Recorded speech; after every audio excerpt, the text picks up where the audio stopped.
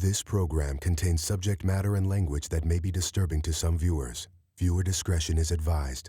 My name's Amanda. I'm from High Point, North Carolina. I will always be an alcoholic and an addict. Amanda's drug of choice is alcohol. She's always drunk, and I don't know if I remember when she was sober. She had 10 bottles yesterday. She can handle alcohol way better than anyone I know.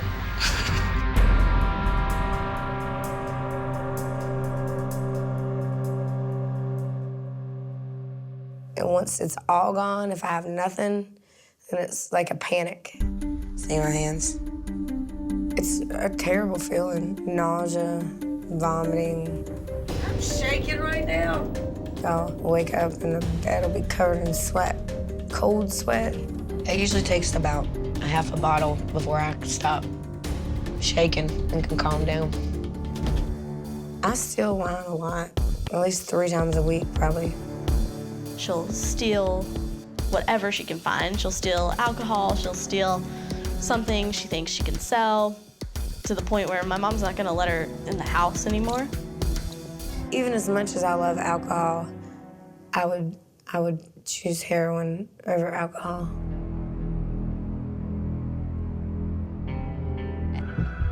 I'm always wondering, worrying if she's gonna be alive or dead or how soon it's gonna happen.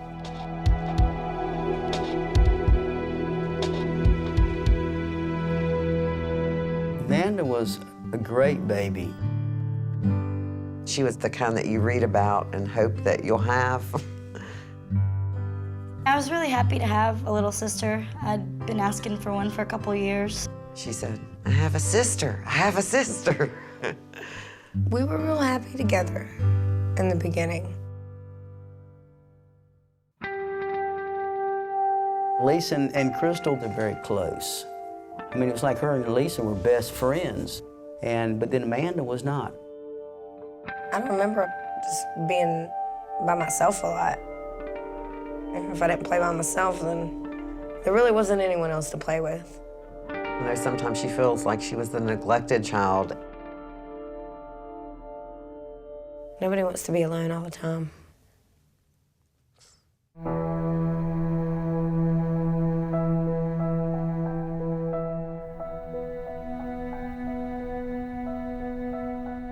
My mom kind of went into a deep depression for a little while.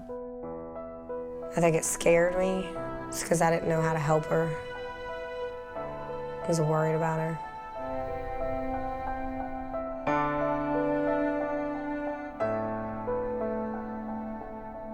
It was always fun going to Dad's because you know you're gonna get spoiled.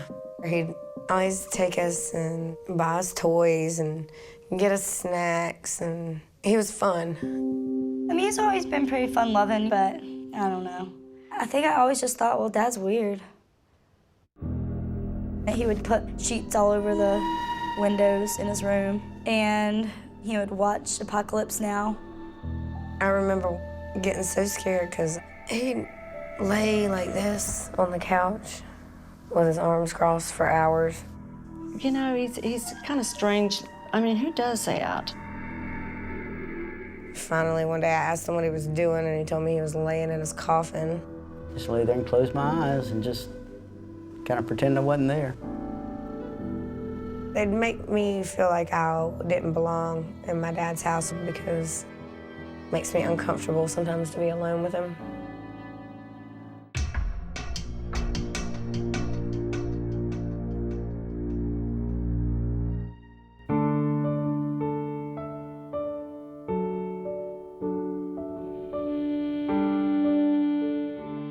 I felt like he really cared about me. We wanted to get married. We wanted to eventually have kids.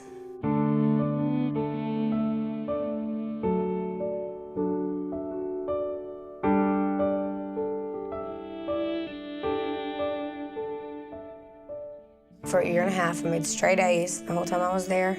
I mean, I had good things going for me. I had never felt like anybody loved me as much as he did.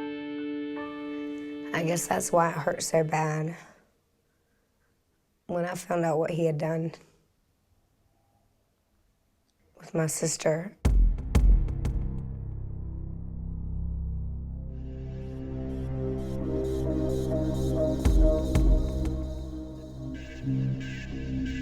Me and my sister have been really close most of our lives until she slept with my boyfriend. Yeah, one night I ended up kissing him. In the beginning, that was what she was mad about. And then it turned into like, you slept with him, but it wasn't that. I never really got closure from that. Amanda just went all to pieces then. She just totally fell apart.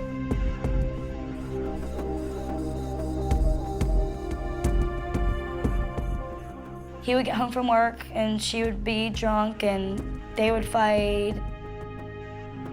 And then he left. I mean, he just had enough. It hit me pretty hard for about a month. I didn't do anything. Just moping all the time, depressed, looking at pictures. And that is what led into the heroin use.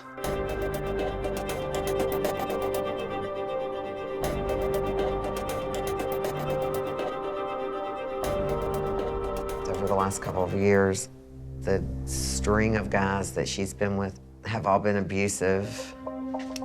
And now she's in a relationship that doesn't seem to be very healthy. She thrives on attention, and if a boyfriend or whatever is obsessive about her, that's a good thing. That's a sign of how much he cares about her. Your insensitivity to others and your disrespect of all boundaries is making it easier to distance myself from you, and that makes me feel so sad. But I will sacrifice anything to protect Carmen from the influence of you. I've been given an opportunity to offer you a chance at life.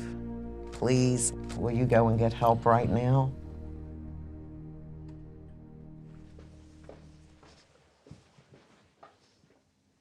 No.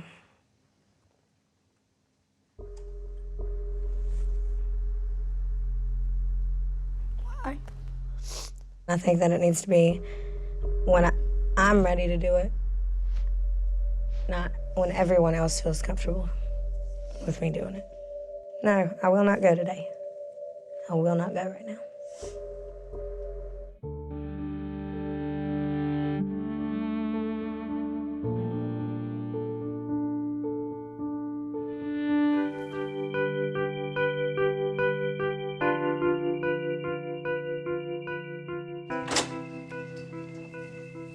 Well, I guess I'm gonna go.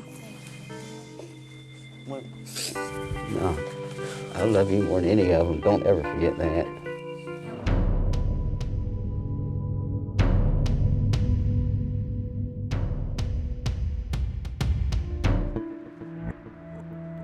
Yes, I do. I do. I want you to.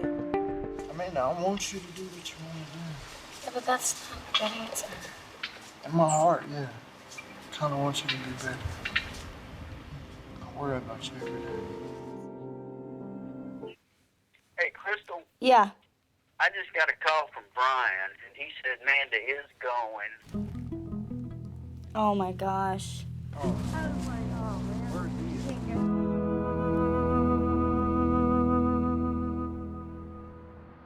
I've been sober for 94 days. I'm really happy. I've never been this happy before in my life. I didn't even know it was possible to be this happy.